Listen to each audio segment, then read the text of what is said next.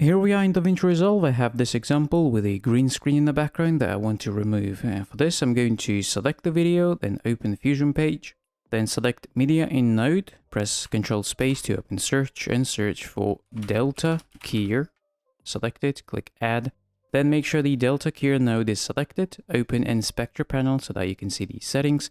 Find the color picker tool, click and hold it, then move the mouse over the color you want to remove and let go. That will automatically remove the color, but we want to make sure we remove the color evenly across the image. And to do that, we want to set view to matte. That will make the image black and white. Now everything that is black will get removed and everything that is white will remain. And we want to eliminate any gray spots in the image. And for this, we want to open matte tab and we can control the threshold. The lows control the black and the highs control the white. Now I'm going to slightly increase the low threshold until I remove the gray spots in the blacks, and I'm going to slightly decrease the high threshold until I remove the gray spots in the white. And after that, I'm going to set view back to final result. And if we go back to the edit page, anything that we put on the tracks below the image with a green screen should appear behind it. So here we have the result, and that's how you remove green screen in Davinci. Thank you for watching.